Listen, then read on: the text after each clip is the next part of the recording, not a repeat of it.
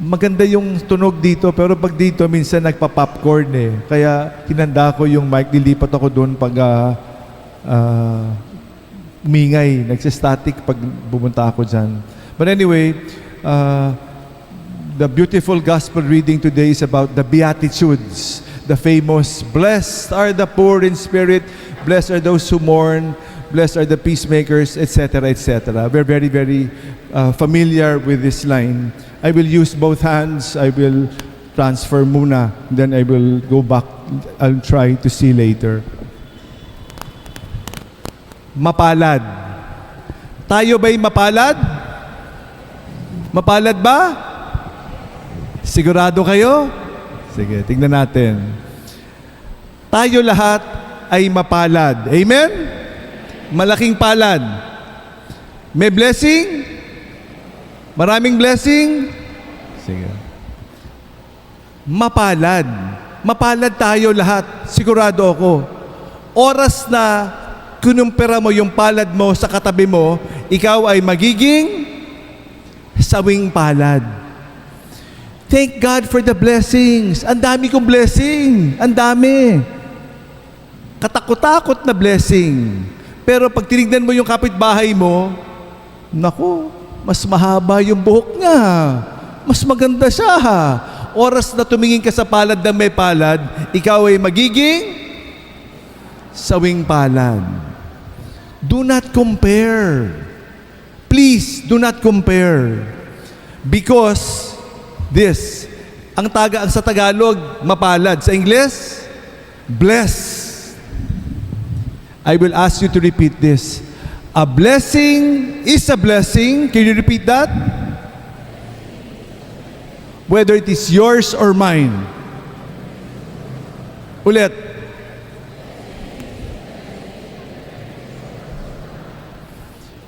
Blessing yan. Ang swerte naman niya. Ako, hindi. Oras na kinumpira mo, it becomes a curse. It ceases to become a blessing. Blessing yan. Blessing mula sa Diyos. Tinanggap mo yung blessing. Salamat sa Diyos. Rejoice. Whether it is yours or mine. Magpasalamat tayo. May blessing ka rin naman Bakit siya lang ba? Lahat naman tayo may blessing Ulit. Can you repeat? A blessing is a blessing whether it is yours or mine. Do not turn the blessing into a curse. Buti pa siya. Ang swerte naman niya. Buwisit siya. Dapat ako rin. Iba yung blessing mo. Huwag mo ihambing. So blessed. We are blessed. We are so blessed. I hope you realize. So ito na lang. Ulit. Mapalad at sabing palad. Pagdoopin nyo yung palad para maging blessing. Just say this. Instead of palad-palad naman niya. Mapalad tayo lahat. At pag nahirapan ka makita yung pagpapala mo, pagdoopin nyo yung iyong palad, itong palad na to ang magpapaligay ng blessing sa atin. It is a gift. It is a gift. I hope we realize how beautiful, how blessed. Gaano tayo kamahal ng Diyos. Gaano tayo mapalad. Napakapalad natin. Kaya we will be miserable if we compare. We have many, many blessings. We thank God for this. I was in India for about 2 or 3 weeks to give a retreat, to facilitate a retreat for the Indian clergy. At ito yung kukwento lang sa inyo, very briefly. I hope we have time. The last few weeks, the story was about the famous, one of our favorite stories in the gospel, David and Goliath. Hindi ba? Lahat tayo, nung bata pa, ang ganda-ganda ng kwento. How we all admired David. And how, thank God, we have conquered the many Goliaths in our lives. Di ba? Napagtagumpayan natin yung mga Goliaths sa buhay natin. Na we have overcome, we have conquered, we have defeated our Goliath. Kaya tayo nakatayo dito ngayon kasi napagtagumpayan natin at salamat sa Diyos. The Goliaths we have conquered. But we have present-day Goliaths in our lives. No? Mga higante na patuloy natin kinakalaban. Mga bisyo, mga kasalanan, mga tao, mga institusyon, yung gobyerno, minsan yung simbahan. Marami tayong mga Goliath present day. Pero ito yung hamon. Baka makalimutan ko, ako si Goliath ngayon. You are a Goliath. We take it for granted. O nga pala, no? Naku, sa opisina, kaminsan, hoy! Kaminsan we become Goliaths, knowingly or unknowingly. So sa India, yung pangalan ng retreat, nakalagay, Retreat 2026, pinabura-bura. Ang pangalan ng retreat, Goliath 2026, to remind us, we can become Goliaths. We have the David and the Goliath in each and every one of us. Be careful. Baka mamaya, David. Si David, naging Goliath eh. Pinagnanasahan niya yung isang babae, pinapatay niya yung asawa. Naging Goliath na siya. We all start as Davids. Humble. Pero nagkaroon na ng power, naging Goliath na rin si David. This is a challenge for all of us. We are Davids, we are Goliaths. Hopefully, we do not become Goliaths forever. We every now and then become David. Sometimes because of sin, we become Goliaths. No? Kaya, kaminsan, ang dali-dali bumatikos eh. Naku, bakit naman yung ganyan? Tignan natin. Bigyan kita ng kapangyarihan. Mamaya, mas masahol ka pa dyan. Ang dali-dali bakit ganyan? Bakit? Diba? Bakit? Because when power comes, you forget. When you have power, you will become Goliaths. You and I will become Goliaths. Kaya nakakatakot. And then, idugtong natin sa Pro-Life Sunday.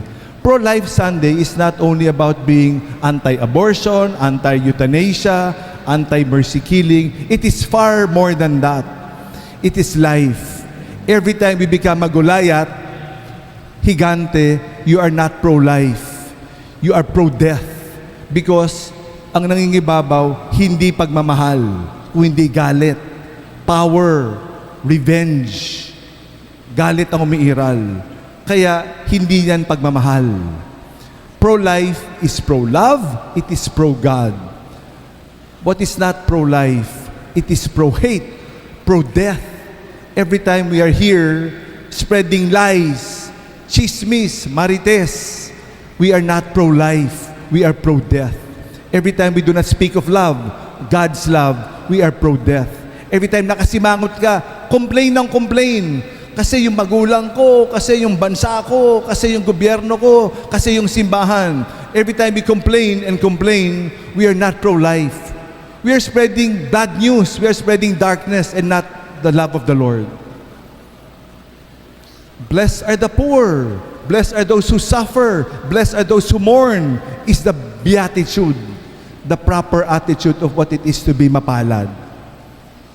How blessed we are. Let us not focus on ang bigat-bigat ng problema, ang dami-daming problema. Totoo.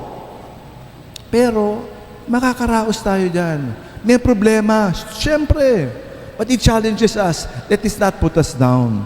So let us be pro-life by being pro-love, pro-God. February na, salamat sa Diyos. Tapos na yung unang buwan ng taon, no? At malapit na ang Valentine's Day. Nako, para sa iba, ang laki ng problema ko kasi na-bless. Hindi. Ang pagmamahal ng Diyos nandiyan dyan. The most important of all loves is Christ. Not your special someone, di ba? Nakakatakot. Nako, wala na naman akong boyfriend o girlfriend. Nako! Do not worry. Buti nga sa'yo. Kasi para maramdaman mo, yung heartbroken, pupunuan ng Panginoon. Walang problema maging heartbroken kasi pag sinabi mong heartbroken ka, kasi wala ang Diyos ng pag-ibig sa iyong buhay. Kaya salamat sa mga broken-hearted. Sana manawaan nyo na ang pagmamahal ng Diyos ang magpupuno niyan. Walang ibang magpupuno kung hindi ang pagmamahal ng Panginoon Diyos. Amen? Mabuhay ang heartbroken! Ang Diyos lang pwede magpuno niyan, di ba? Kaya huwag kayong mangamba, naku, Valentine's Day na! Hindi. Ang Diyos ang magpupuno niyan. So we thank God for Pro-Life Sunday. We thank God for Love Sunday. We thank God for this new month. It is also the World Day of Prayer and Awareness against human trafficking. Binibenta ang tao. Binibenta ang laman. In many, many forms. Nakakatakot, nakakatakot. Walang halaga ang buhay. Parang si Haring David, ligpitin mo na si Uriah. Gusto ko yung asawa niya. Ganyan lang kasimple. Ganyan kasimple ang kapangyarihan. Walang halaga ang buhay. Mas mahalaga ang pera kaysa sa buhay. Let us value life. Isipin mo, yung pinakamamahal mong baby, pinakamamahal mong anak, biglang kukunin, dadamputin, at ibibenta. Eh, naku. Ayaw mo nga madapuan ng lamok. Di ba? Ayaw mo nga biglang, kinukwento ko, may kasama ako sa, yung aming tumutulong sa EDSA Shrine, yung naka-assign ako sa EDSA Shrine. Nakatira siya sa bangketa eh. Sa bangketa, meron siyang, may anak sila, no? May dumating, tumutulong.